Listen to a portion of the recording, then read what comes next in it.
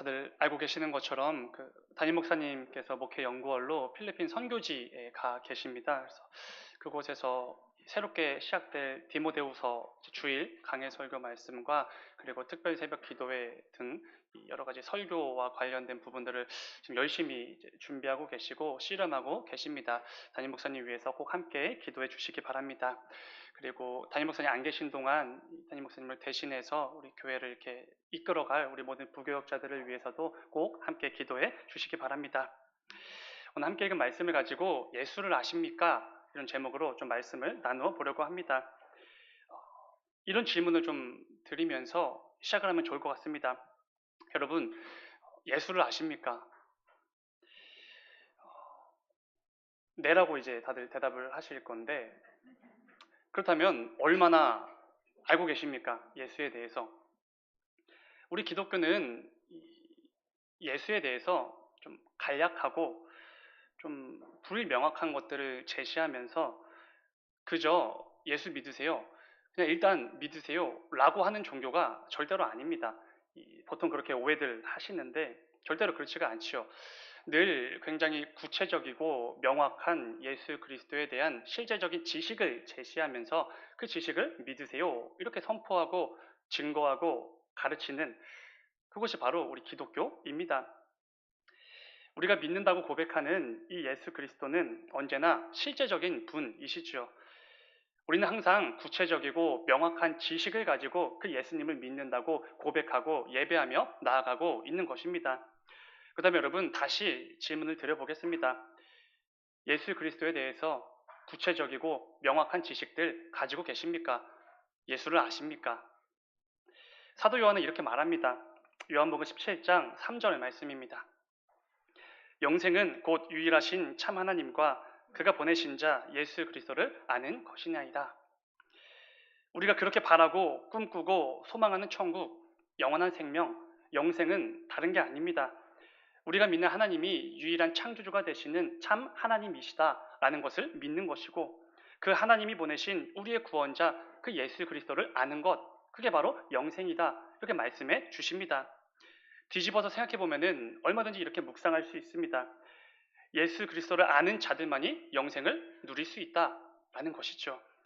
성경을 통해 계시되는 구원자 예수 그리스도에 대한 그 지식을 소유한 성도들만이 영생을 누리게 되는 것입니다.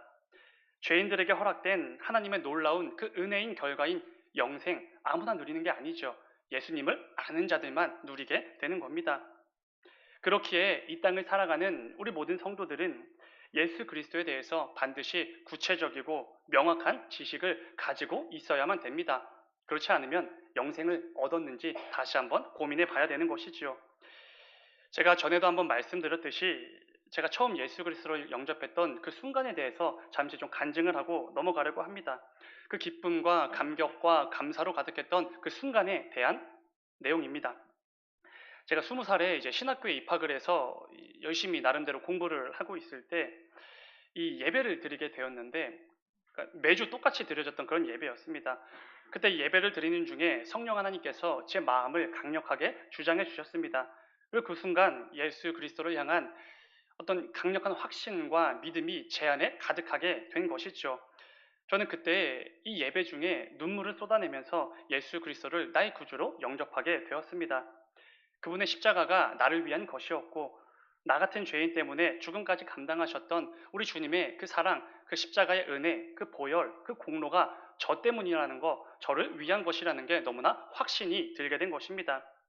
은혜 위에 은혜로라 이 말씀의 표현처럼 나를 향한 예수님의 그 풍성하신 은혜와 사랑이 그 십자가의 사랑이 마치 파도와 같이 밀려오고 또 밀려오고 계속해서 밀려오게 된 것입니다. 중요한 것은 제가 이 부분을 말씀드리기 위해서 이 얘기를 꺼낸 것인데 제가 예수님을 인격적으로 만나고 영접했던 그 순간에 성령 하나님께서 제 안에 예수 그리스도에 대한 새로운 지식을 심어주신 게 아니라는 것입니다. 제가 그동안 미처 몰랐던 예수 그리스도에 대한 새로운 사실을 깨닫게 해주심으로 믿게 해주신 게 절대로 아니라는 것이지요.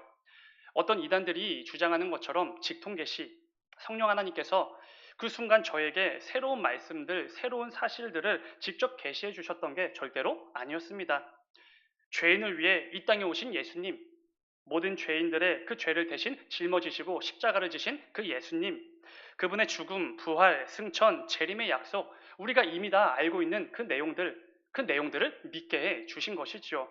전혀 새로운 사실을 가르쳐 주신 게 아닙니다. 이미 우리가 모두 다 알고 있었던 예수 그리스도에 대한 지식을 믿어지게 해주신 것이지요. 성령 하나님의 역사가 그렇게 일어나게 된 것입니다. 그렇습니다. 제가 아직 믿음이 없어서 온전히 깨닫지는 못하고 있었지만 제 안에 차곡차곡 쌓아져 왔었던 예수 그리스도에 대한 그 성경이 가르쳐 주시는 그 방대한 지식들, 나를 위해 이 땅에 찾아오신 것과 나를 위해 모진 십자가의 고통을 당하신 것, 나를 위해 부활하시고 승천하셨고 다시 오시겠다고 약속하셨던 그 모든 성경의 말씀들이, 그러니까 이미 제가 다 알고 있었던 예수 그리스도에 대한 지식들이 믿어지기 시작한 것입니다. 그렇지요. 예수 그리스도를 영접하고 거듭남의 역사를 통해 구원받은 자녀가 되는 거, 성도가 되는 거 다른 게 아닙니다.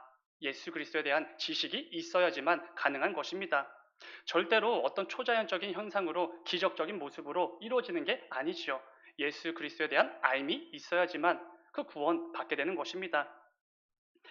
이 모든 것들은 반드시 예수 그리스도를 아는 그 지식에서 출발이 되는 것이지요. 새로운 예수 그리스도에 대한 지식을 내 안에 주입해 주셔서 일어나는 것이 절대로 아니라는 것입니다. 성경 66권을 통해 우리 모두에게 허락해 주신 예수 그리스도에 대한 지식이 없다면은 우리는 절대로 천국도 영생도 성도다운 삶도 거룩한 삶도 살아낼 수가 없는 것이지요. 사도 바울은 이렇게 말합니다. 디모데전서 2장 4절의 말씀입니다. 하나님은 모든 사람이 구원을 받으며 진리를 아는 데에 이르기를 원하신다. 우리 모든 죄인들이 구원받기를 원하시는 거 우리가 알고 있죠. 하나님은 그 무엇보다 우리 모두가 구원받은 하나님의 백성이 되기를 너무나 원하고 계십니다. 그런데 중요한 것은 동시에 그런 우리에게 허락된 진리의 모든 말씀들을 우리가 알기를 원하신다는 것이지요. 내가 곧 길이요 진리요 생명이다 라고 말씀하셨던 그 진리이신 예수 그리스도를 우리가 알기를 너무나 간절히 원하고 계신다는 것입니다. 이게 하나님 아버지의 마음입니다. 사랑하는 여러분, 예수를 알고 계십니까? 성령 하나님께서 내 마음을 주장해 주시기만 하면 즉시로 예수 그리스도를 나의 구원자로 뼛속까지 고백할 수 있는 그 지식이 나에게도 있냐는 것입니다. 내 삶의 참된 주인으로 인정하고 영접할 수 있는 그 예수 그리스도에 대한 온전하고 충분한 지식 가지고 계십니까? 오늘 말씀을 기억하시면서 늘 예수 알기를 사모하는 여러분 모두가 되시길 원합니다. 늘 예수 그리스도 알기를 사모하고 노력하셔야 합니다. 예배를 통해 설교와 찬양을 통해 기도의 그 부르짖음을 통해 말씀 통독과 성도의 교제와 모든 구역 예배를 통해 나에게 허락된 그 모든 방법을 총동원해서 예수 알기를 간절히 원하고 사모하고 기대해야 되는 것이지요.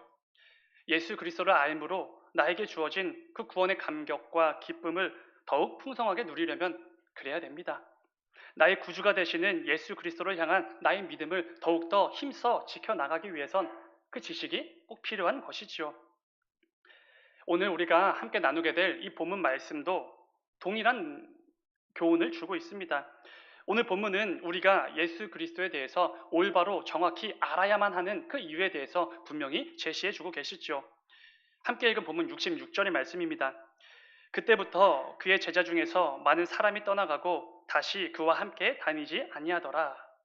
그때부터, 그러니까 어떠한 시점부터 예수님을 따랐던 많은 그 사람들 중에서 이 수많은 무리들이 예수님을 떠나갔다. 그리고 예수님과 다시는 함께하지 않았다. 이런 말씀이 됩니다. 오늘 본문 6장의 흐름상 여기서 말하는 그때는 예수님께서 자신을 생명의 떡이다 라고 소개하셨던 그 시점을 말하는 것입니다. 본문이 속한 6장 35절의 말씀을 보면은 주님께서 이렇게 말씀해 주셨습니다. 35절 예수께서 이르시되 나는 생명의 떡이니 내게 오는 자는 결코 줄이지 아니할 터이요 나를 믿는 자는 영원히 목마르지 아니하리라. 아멘. 이 말씀은 우리가 이 땅에서 섭취하는 그 음식들은 아무리 배부르게 먹어도 금세 다시 배가 고파지지만 예수 그리스도는 우리에게 영원한 배부름을 주시고 영원히 목마르지 않도록 해주시는 생명의 떡이 되신다라고 자신을 스스로 소개하고 계시는 말씀입니다. 한 구절을 더 읽어보면 이어지는 58절의 말씀입니다. 이것은 하늘에서 내려온 떡이니 조상들이 먹고도 죽은 그것과 같지 아니하여 이 떡을 먹는 자는 영원히 살리라. 그러니까 이 생명의 떡을 통해서 영원한 생명을 누리라고 예수님께서 지금 계속해서 가르쳐 주고 계신 것입니다. 중요한 것은 예수님이 말씀하셨던 이 배부름, 이 목마름은 육체의 문제가 아니죠. 우리의 영적인 부분에서의 배부름과 그 목마름을 말씀해 주시는 것입니다. 이스라엘의 조상들이 광야에서 하나님께서 내려주셨던 떡, 그 만나를 먹으면서 배부르지 않았습니까? 그런데 그때 그 만나를 먹고 배불렀던 사람들 다 죽고 없어졌습니다. 영생을 누리지 못했죠. 그러나 예수 그리스도라는 이 생명의 떡을 취하여 먹는 자들은 영적으로 영원히 줄이지 않을 것이고 영원한 생명을 얻어 영생을 누리게 될 것이다. 이 귀한 말씀을 가르쳐 주시는 것입니다. 이 놀라운 진리의 말씀을 지금 예수님 자신을 따르는 그 수많은 사람들에게 선포해 주고 계신 것이죠. 근데 문제가 있습니다. 이 말을 들은 수많은 사람들이 예수님을 떠나버렸다는 것입니다. 그리고 다시는 예수님과 함께하지 않았다라고 기록될 정도로 철저하게 예수님을 버리고 떠났다라는 것이죠. 그렇다면 여러분, 그들은 왜 예수님을 떠난 것입니까? 그 이유 역시 말씀에서 찾을 수가 있죠. 6장 22절 이하의 말씀을 보시면 수많은 사람들이 예수님을 찾기 위해 예수님 얼굴을 보기 위해 애타게 찾아다니는 그 말씀이 등장하게 됩니다. 예수님이 어디로 가셨는지 이 조그마한 흔적이 발견되기라도 하면 그 흔적을 따라서 배를 타고 예수님을 직접 찾아 나서기도 했지요. 그리고 이곳저곳을 열심히 찾다가 마침내 예수님을 만나게 됩니다. 그런데 예수님께서는 그토록 자신을 애타게 찾고 기대하고 직접 찾아왔던 그 수많은 사람들에게 이렇게 말씀하시는 것을 보게 됩니다. 요한복음 6장 26절의 말씀입니다. 예수께서 대답하여 이르시되 내가 진실로 전실로 너희에게 이르노니 너희가 나를 찾는 것은 표적을 본 까닭이 아니요 떡을 먹고 배부른 까닭이로다. 주님께서 이렇게 말씀해 주십니다. 살짝 책망하시고 이 잘못된 부분을 지적해 주시는 말씀이지요. 너희들이 나를 그토록 애타게 찾는 거, 나를 그토록 기대한 거, 내가 보였던 그 모든 표적 때문이 아니라 너희가 떡을 먹고 배불렀기 때문이다. 이렇게 말씀해 주시는 것이죠. 사실 이 말씀을 이해하기 위해선 다시 그 앞에 있는 6장 1절의 말씀으로 돌아가야 됩니다. 여러분, 사실 오늘 우리가 함께 나누고 있는 이 6장의 핵심이 되는 말씀은 1절부터 이어지는 오병이어 그 기적 사건이 핵심이죠. 그러니까 수많은 사람들이 예수님이 행하셨던 그 오병이어 그 놀라운 기적을 보고 직접 경험하고 직접 체험하고 그 떡을 먹었던 사람들 입장에서 지금 이 일들이 일어나고 있다는 것입니다. 결국 그 수많은 사람들이 예수님을 애타게 찾아다닌 거 배부르기 위함이었죠. 예수님이 주셨던 그 우리를 배부르게 하셨던 그 맛있는 떡을 위해서 예수님을 애타게 찾아다닌 것입니다. 예수님을 구주로 믿어서가 아니죠.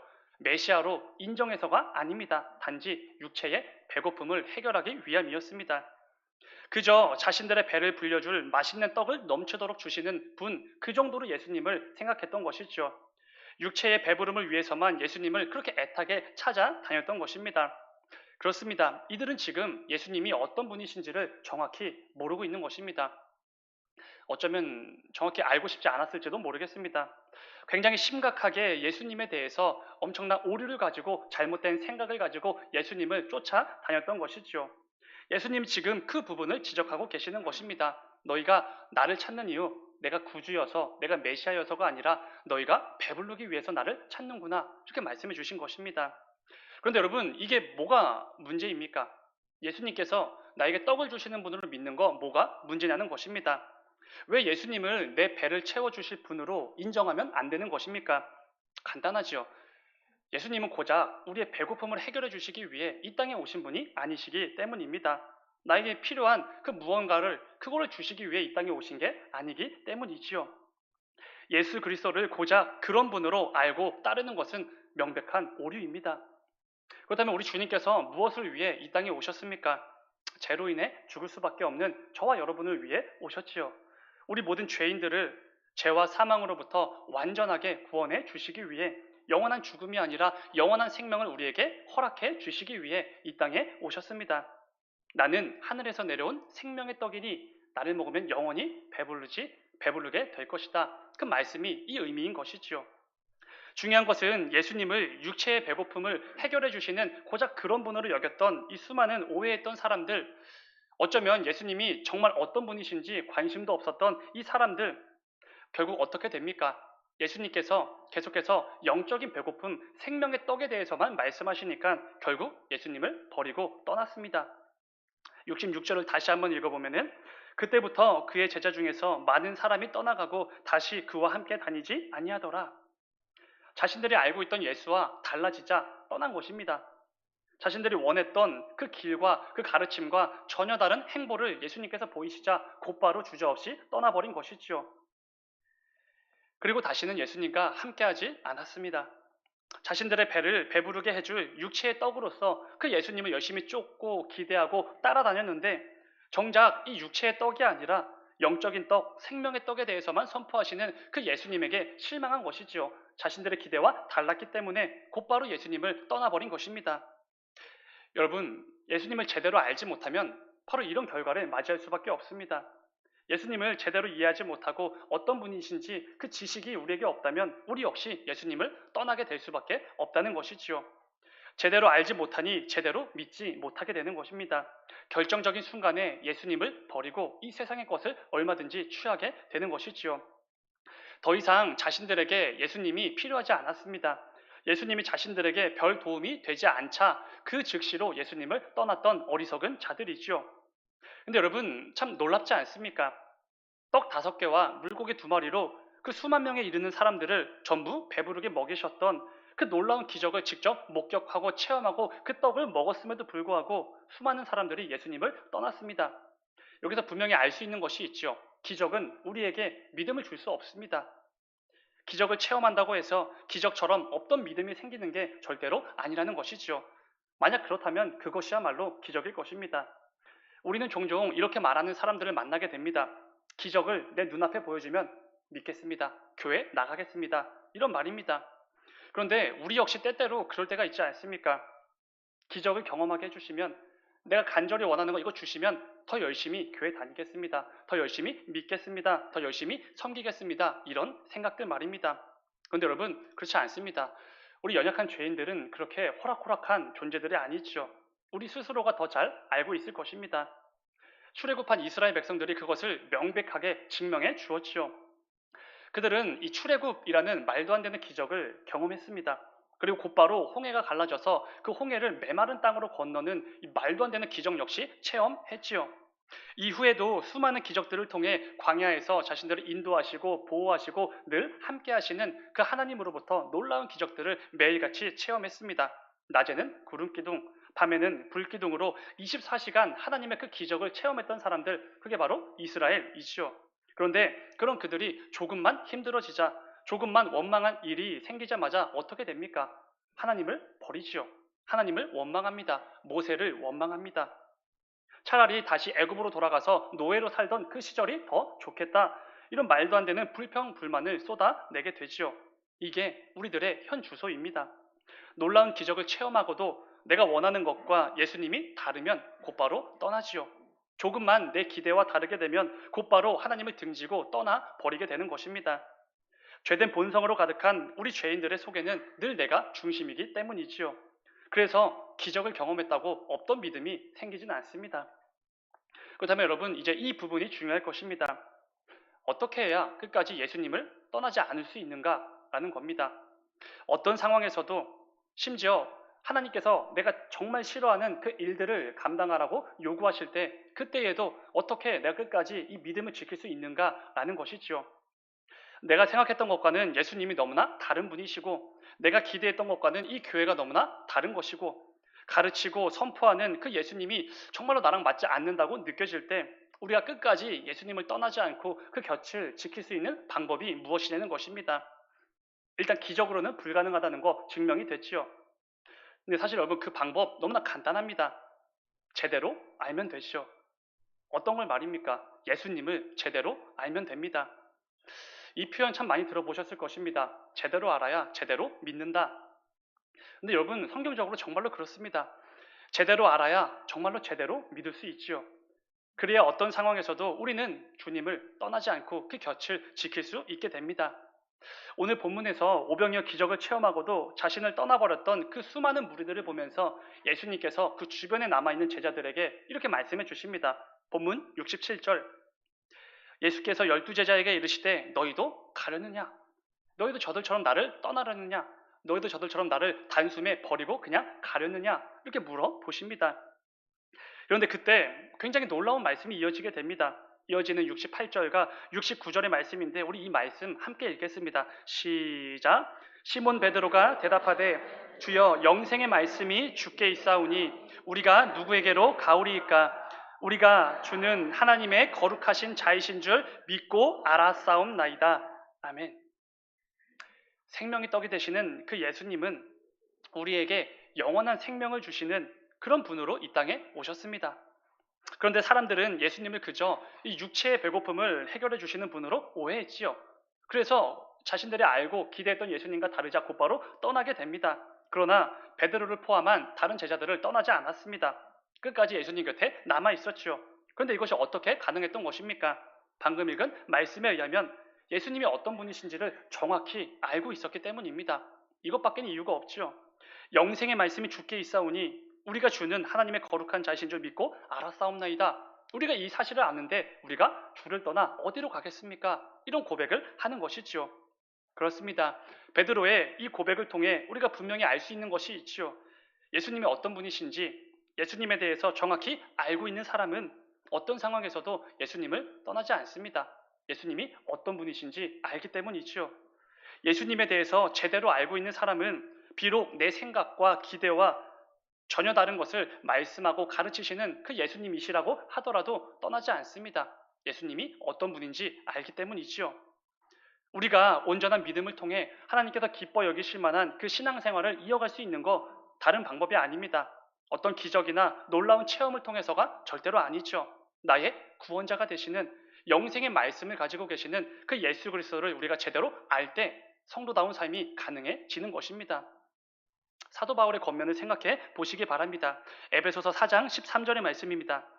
우리가 다 하나님의 아들을 믿는 것과 아는 일에 하나가 되어 온전한 사람을 이루어 그리스도의 장성한 분량이 충만한 데까지 이르리니. 아멘.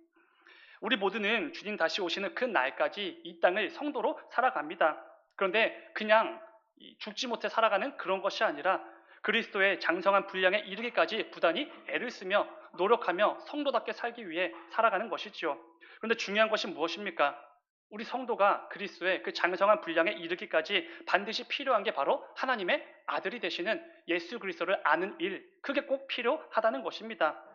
하나님의 아들이신 예수 그리스도를 알지 못하면 애초에 성도로서의 삶이 불가능하다는 것이지요. 오병이어의 놀라운 기적을 체험하고도 내 생각과 맞지 않는다는 이유로 예수님을 떠나고 다시는 함께하지 않았던 그 사람들처럼 우리 역시 그럴 때가 얼마나 많은지 모릅니다. 내가 원하고 바라고 구하는 것들이 제 때에 제 방법으로 이루어지면 참 좋을 텐데 너무나 쉽게 그렇지 않을 경우에 예수님을 버리고 그 믿음을 너무나 쉽게 내려놓을 때 정말 많다는 것이지요. 그리고 너무나 자주 예수님을 버리고 떠나는 경우도 많이 있습니다. 믿음의 균열이 생기고 평생을 이어온 그 신앙의 뿌리마저도 흔들릴 때가 정말로 있지요. 그러나 그때마다 우리가 기억해야 될 것은 오직 예수님에게만 영원한 생명이 있는 것이고 오직 예수님만이 살아계신 하나님의 아들이시라는 이 놀라운 사실을 반드시 붙드셔야 한다는 것입니다. 그럴 때 오늘 본문에서 등장하는 예수님을 제대로 몰라서 잘 몰라서 주님을 버리고 떠나버린 그 어리석은 자들의 그런 모습이 아니라 어떤 상황에서도 예수 그리스도를 끝까지 붙들고 따라가는 거룩한 성도로서의 삶을 충성스럽게 살아낼 수 있는 것이지요. 그렇게 여러분 예수 그리스도 알기를 더욱더 사모하셔야 합니다. 힘써서 예수 그리스도를 알아가는 그 모든 자리들을 정말 사모하고 기대함으로 잘 지켜내셔야 하는 것이지요. 반드시 이런 귀하고 복된 삶을 사모함으로 그 삶을 잘 살아내시는 우리 모두가 되기를 주님의 이름으로 축원을 드립니다. 지금부터는 우리가 알아야 할 예수 그리스도에 대한 그 중요한 지식들을 몇 가지 말씀드리고 오늘 말씀을 좀 정리해 보려고 합니다. 가장 먼저 반드시 아셔야 되는 것인데 예수님께서 나를 죄와 사망으로부터 구원해 주시는 분이시다라는 여러분 이 지식 절대로 잊으시면 안 됩니다. 바쁘고 분주함 속에 살아가다 보면은 너무나 자주 이 말도 안 되는 이 구원의 소식, 이 사실 예수 그리스도에 대한 지식 놓칠 때가 얼마나 많은지 모릅니다. 아담의 타락 이후 우리 모든 인간들에게는 원죄라는 것이 생겼습니다. 근데 이 원죄는 그냥 덜 거룩해지고 조금 더 악해지고 이런 게 아니죠. 철저하게 부패하고 철저하게 죄악되고 철저하게 죄된 본성으로 살아갈 수밖에 없는 그 상태, 그 비참한 죄인의 상태를 원죄 이렇게 말하는 것입니다. 로마서 5장 12절을 보면은 사도 바울은 이렇게 말합니다. 12절. 그러므로 한 사람으로 말미암아 죄가 세상에 들어오고 죄로 말미암아 사망이 들어왔나니 이와 같이 모든 사람이 죄를 지었으므로 사망이 모든 사람에게 이르렀느니라. 우리 모두는 죄로 인해 죽을 수밖에 없는 비참한 죄인들입니다.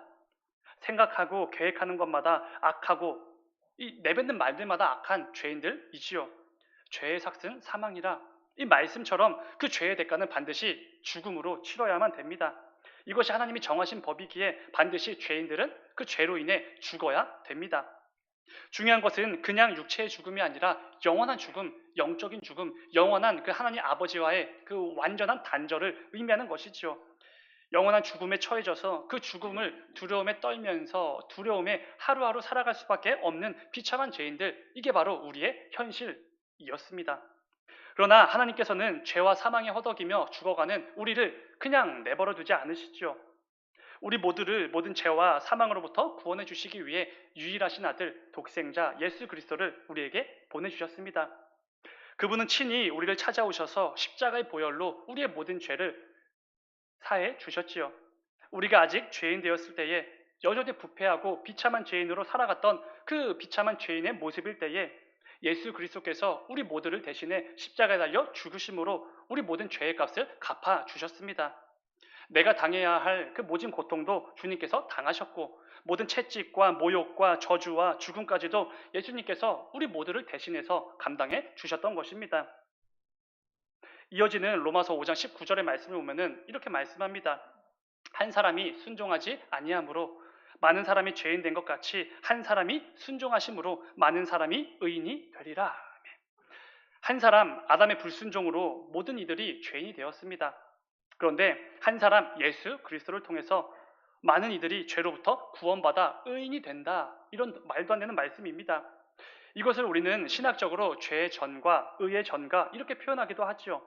하나님께서 우리들의 죄의 문제를 해결해 주시기 위해 아담으로 인해서 우리 모든 사람들에게 전가된 그 죄를 예수님에게 전가시켜 주시고 십자가의 보혈의 대속을 통해 그 죄를 해결해 주신 것이죠.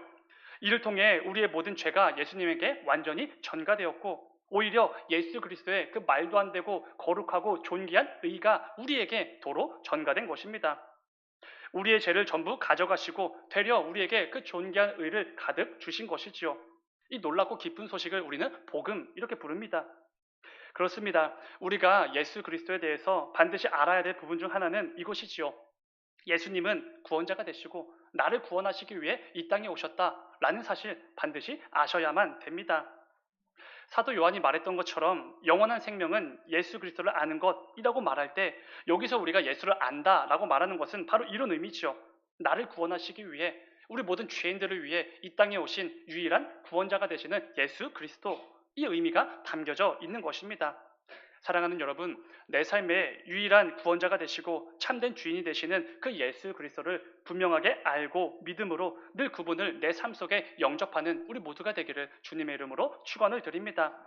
그럴 때 우리는 나를 향한 하나님의 그 놀라운 은혜와 예수 그리스도의 그 풍성하신 사랑을 충만하게 누리게 되는 것이지요. 그 가운데 늘 감격과 기쁨과 감사로 이 땅을 살아낼 수 있는 것입니다. 구원자가 되시는 예수 그리스도를 붙들어야 때때로 나에게 밀려오는 그 믿음이 흔들리는 그 순간 이겨낼 수 있습니다. 믿음을 내려놓고 성도라는 그 타이틀을 내려놓고 교회를 안 나가고 싶은 그 순간마다 그렇게 하지 않을 수 있는 유일한 동기가 바로 이것입니다. 나의 구원자가 되시는 예수 그리스도. 언제나 나 같은 죄인도 구원해 주신 우리 주 예수 그리스도의 그 사랑과 은혜를 기억하며 그 사랑과 은혜를 풍성히 누리시는 저와 여러분이 되기를 주님의 이름으로 축원을 드립니다. 마지막으로 우리가 반드시 알아야 될 이 예수님에 대한 지식인데요. 이것입니다. 예수님께서는 재림의 날에 심판해 주러 오신다라는 것이죠. 우리가 믿는 하나님은 넘치도록 풍성한 말도 안 되게 놀라운 사랑의 하나님이십니다.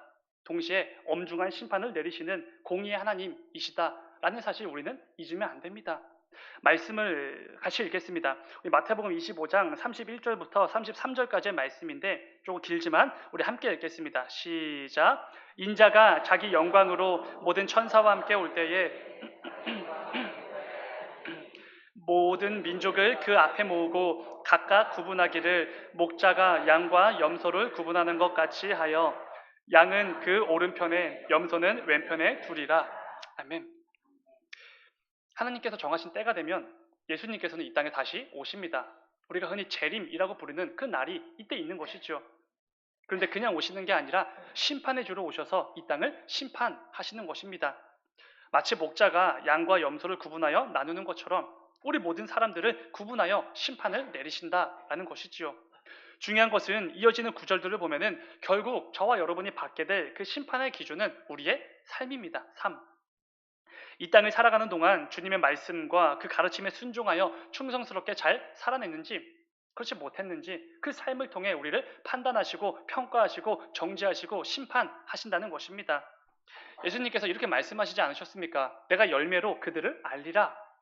그렇습니다. 예수님은 저와 여러분이 삶 속에서 맺고 있는 그 열매를 가지고 우리를 판단하시고 온 땅을 심판하시는 심판의 주로 이 땅에 오시게 됩니다. 우리가 사도신경을 통해 늘 고백하는 것처럼 거기로부터 살아있는 자와 죽은 자를 심판하러 오시는 분, 그게 바로 예수님이시지요. 우리는 심판의 주로 다시 오실 예수 그리스도에 대해서 절대로 잊어서는 안 됩니다. 이를 통해 우리는 이 땅을 살아가는 동안에 늘 이 성도다운 경각심을 가질 수 있기 때문입니다. 늘 깨어 그날을 기다리며 대비하며 하루하루를 살아갈 수 있게 되기 때문이지요. 세상 사람들은 아무도 그 심판의 날을 두려워하지 않습니다. 마땅히 이 하나님을 경외하지 않지요. 예수님 다시 오심을 믿지도 않고 안 올 것이라고 확신을 하며 오해를 하고 살아갑니다. 그런데 그 가운데 함께 섞여서 살아가는 우리는 달라야지요. 우리 주님 때가 찼을 때 이 땅에 오셨던 그 초림처럼 다시 오시겠다고 약속하셨던 그 재림의 약속도 반드시 성취될 것인데 늘 심판의 주로 다시 오실 그 예수님을 의식하며 예수님께서 기뻐 여기실 만한 그 삶을 위해 부단히 애를 쓰며 하루하루 살아가는 그 노력이 우리 성도들에게 꼭 필요하다는 것입니다. 그런데 우리가 오해하지 말아야 할 부분이 있지요. 심판이 두려워서 억지로 성도처럼 살아가는 게 아닙니다. 비록 이 세상은 내가 거룩한 성도들답게 그 날을 기다리고 소망하며 살아갈 때 그것을 비웃고 손가락질하겠지만 나는 심판의 주로 곧 다시 오실 그 예수 그리스도를 분명히 알고 믿기에 이 세상의 그 비웃음과 손가락질을 얼마든지 인내하고 견뎌내고 참아낼 수 있는 것입니다. 주가 강림하시기까지 길이 참으라. 그 말씀이 바로 여기 있는 것이죠. 하나님이 정하신 때가 되었을 때 천군 천사와 나팔 소리와 함께 이 땅에 재림하실 그 예수 그리스도를 바라보고 소망하며 기쁨으로 우리는 기다릴 수 있는 것입니다. 절대로 두려움으로 성도로 살아가는 게 아니지요. 사랑하는 여러분, 우리 주님 곧 다시 오십니다.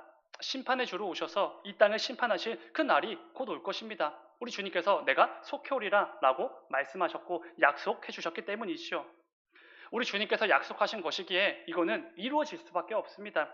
모든 것에 있어서 신실하신 분이시기에 그 말씀, 그 약속이 이루어질 수밖에 없는 것이지요. 부디 오늘 말씀을 기억하시면서 이 땅을 살아가는 동안에 우리 주님 다시 오실 그 날을 기대하며 기다리는 우리 모두가 되기를 원합니다. 그리고 약속하신 대로 정말로 임한 그 재림의 날에 내가 충성스럽게 살아냈던 나의 삶의 그 열매들을 보시고 우리 주님께서 잘했다, 나의 충성된 종아 라고 말씀하시면서 안아주시는 그 복되고 영광스러운 순간을 우리가 반드시 누리게 되기를 주님의 이름으로 축원을 드립니다. 말씀 맺겠습니다. 사랑하는 여러분, 종교개혁자 존 칼빈이 기록한 기독교 강요라는 책이 있지 않습니까? 이 책은 중세 로마 가톨릭의 그 부패하고 굉장히 심각한 그 오류들을 지적하고 바로잡기 위해서 기록된 책입니다. 모든 성도들이 무엇보다 이 예수 그리스도를 향한 올바른 지식을 얻게 하기 위한 그 동기와 목적을 가지고 열심히 기록한 책이 기독교 강요지요. 중요한 것은 칼빈이 무엇보다 예수 그리스도에 대한 올바른 지식을 회복하기 위해 부단히 애를 썼던 이유는 다른 게 아닙니다. 교회가 잘못된 지식, 성경 해석의 오류로 가득하게 되면 이 교회는 부패할 수밖에 없기 때문입니다. 썩은 내가 진동하는 엉터리 같은 교회가 빚어질 수밖에 없기 때문에 책을 기록한 것이지요. 우리 역시 얼마든지 그렇게 될 수 있다는 것을 명심하셔야 됩니다. 오늘 말씀을 기억하시면서 하나님의 말씀을 늘 가까이 하시고 말씀을 듣는 자리를 꼭 사모하시길 바랍니다. 나에게 허락된 그 모든 예배와 말씀과 찬양과 기도의 자리를 힘써서 굳게 지켜내시길 바랍니다. 이를 통해 예수 그리스도를 향한 그 올바른 지식을 힘입어 예수 그리스도를 향한 올바른 믿음이 세워지고 그 가운데 거룩함으로 무장한 성도다운 삶을 반드시 살아내시는 저와 여러분이 되기를 주님의 이름으로 축원을 드립니다. 자, 기도하겠습니다. 사랑하는 주님, 아버지, 우리가 이 땅을 살아가는 동안 때로는 너무나 바쁘고 분주하여서 나의 구원자가 되시고 내 삶의 참된 주인이 되시는 그 예수님을 놓칠 때가, 잊어버릴 때가 얼마나 많은지 모릅니다. 그런데 아버지, 오늘 말씀을 기억하시면서 예수 그리스도에 대한 그 올바르고 그 완전한 지식을 굳게 붙들고 있을 때 내 믿음이 흔들리지 않고 절대로 예수님을 떠나지 않는다는 그 사실을 기억하게 하여 주시옵소서. 그리하여서 늘 말씀을 통해 모든 예배와 그 찬양과 기도의 시간을 통하여서 예수 그리스도 알기를 더욱더 사모하고 기대함으로 그 자리를 반드시 지켜내는 우리 모두가 될 수 있도록 인도하여 주시옵소서. 이를 통하여서 우리가 살아가는 이 땅 가운데 성도로서 살아갈 때에 그 어떤 상황에서도 누구와 있든지 어떤 모임에 있든지 늘 예수 그리스도에 대한 그 지식을 굳게 붙들고 그에 합당하게 말하고 행동하며 살아가는 우리 모두가 되어줄 수 있도록 인도하여 주시옵소서. 주님 감사합니다. 거룩하신 예수님의 이름으로 기도드렸습니다. 아멘. 아멘. 찬송가